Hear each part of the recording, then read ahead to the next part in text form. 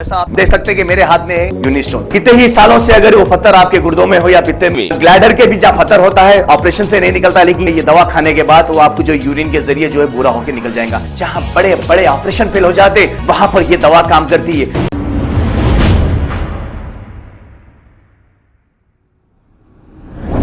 अस्सलाम वालेकुम नाजरीन, 7H न्यूज सच को रखे आपके आगे। महेश्वरम कॉन्स्टिट्यूंसी के बीआरएस पार्टी के यूथ लीडर कार्तिक रेड्डी, जो सबिता इंदिरा रेड्डी के साहेबजादे हैं, उन्होंने एक प्रेस मीट करते हुए महेश्वरम कॉन्स्टिट्यूंसी के डेवलपमेंट और आने वाले इलेक्शंस के बारे में तमाम तफसीलात बयान किया है। आइए देखते हैं ये रिपोर्ट। अस्सलाम वालेकुम। आज इस प्रेस मीट बुलाने का मकसद ये है कि अपनी जलपल्टी म्यूनसिपाल्टी में दो ऐसे नए सैंक्शन दी गई। यहाँ के इस हलके के एमएलए मोहतरमा वज़ीर तालीम सबिता इंदिरा रेड्डी जी की सदारत में, उनकी नुमाइंदगी पे बहुत सालों से अपनी जलपल्ली म्यूनसिपाल्टी और अगल बगल एरिया में गवर्नमेंट हॉस्पिटल का ख्वाहिश था। जगह ना रहने से या यहाँ पे सही तरह से नुमाइंदगी ना रहने से कभी किसी को ये आइडिया ना आए कि यहाँ पे एक गवर्नमेंट हॉस्पिटल भी चाहिए। मैं आज बहुत खुशी से आप सबको बताना चाहता हूँ, हरीश राव साहब जो वज़ीर शहीद हेल्थ मिनिस्टर है, उनकी नुमाइंदगी पर, उनकी सदारत में आज जलपल्ली म्यूनसिपाल्टी को तकरीबन 10 से 11 करोड़ से एक गवर्नमेंट हॉस्पिटल 30 बेडेड का सैंक्शन हुआ। आपके ज़रिए से मैं जलपल्ली म्यूनसिपाल्टी सब हमारे भाई बहन को सबको मुबारक कहते हुए, और ख़ासकर 300 करोड़ का बजट से 50 एकड़ का लैंड अपना पहाड़ी शरीफ का दरगाह के पीछे माइनॉरिटी लड़कियों का बोर्डिंग और क्या क्या था सर, रेसिडेंशियल सिर्फ लड़कियों का था, नहीं सबका माइनॉरिटी रेसिडेंशियल स्कूल का भी सैंक्शन हुआ। उस बात का भी मैं बहुत बड़ी मुबारकबाद कहते हुए जलपल्ली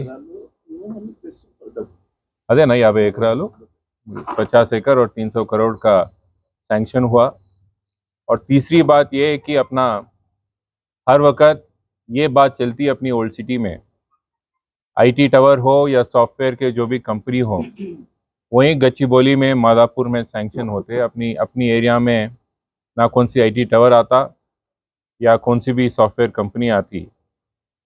पिछले हफ्ते में मलकपेट में केटीआर साहब ने एक आईटी टावर का सैंक्शन की, उसका फाउंडेशन स्टोन भी डाले। आज हमारे पहाड़ी शरीफ एरिया में भी एक आईटी टावर का सैंक्शन हुआ। इस बात का भी मैं बहुत बड़ी बात से मुबारक कहते हुए हमारी जलपल्ली एरिया के और ख़ासकर अपने चंद्रायन की एरिया के हर एक जने को भी एक खुशखबरी है ये बात की। दूसरी बात अभी हो गई जलपल्ली म्यूनसिपाल्टी की बात, तो सिर्फ यही साल में तकरीबन 100 करोड़ से ज़्यादा बजट लाके जलपल्ली म्यूनसिपाल्टी के रोडों का ड्रेनेजों का तरक्की हुआ।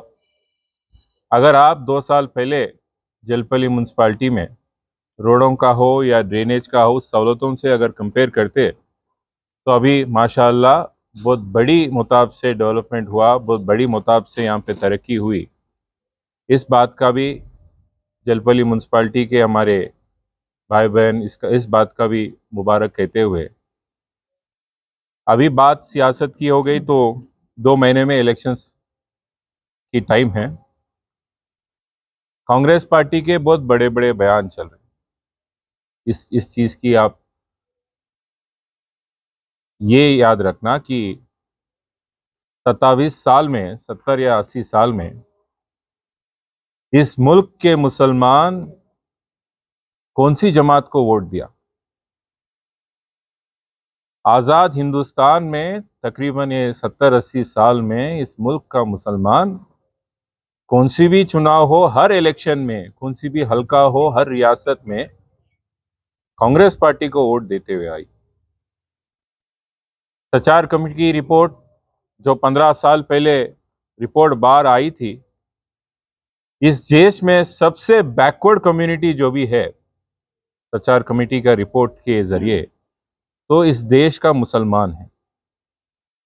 70-80 साल से अगर मुसलमान एक जमात को वोट देते हुए आ रहा है, फिर भी मुसलमान का इस देश में हाल इस तरह है, तो उसकी जिम्मेदार कौन? मेरी पहली इस चीज की जवाब कांग्रेस पार्टी से पूछना चाहता हूं। एक, अब दूसरी चीज, राहुल गांधी जी परसों अपनी एरिया को आए, 6 गारंटी दी,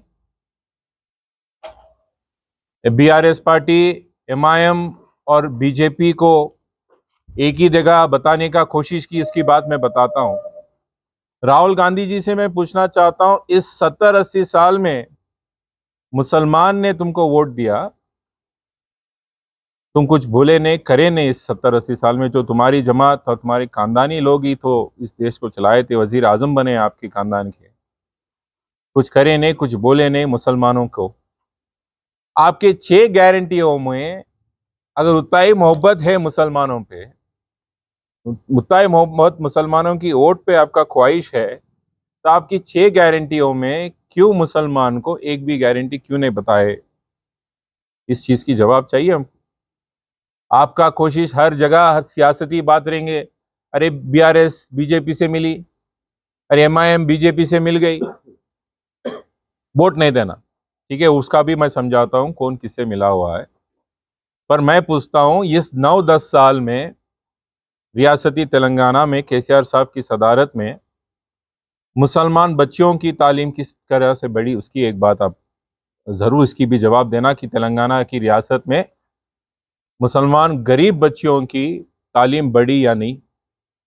मुसलमान गरीब लड़कियों की शादी मुबारक के जरिए हजारों तादाद में या लाखों तादाद में कैसे मुसलमान लड़कियों का शादी, गरीब लड़कियों का शादी की गई रियासत तेलंगाना में, इसकी बात करिए। स्कॉलरशिप की बात करिए, तो कैसे गरीब मुसलमान बच्चों को स्कॉलरशिप मिले तेलंगाना की रियासत में। और एक बात, ओल्ड सिटी कैसा रहता था आंध्र प्रदेश में, अभी ओल्ड सिटी का हाल देखिए।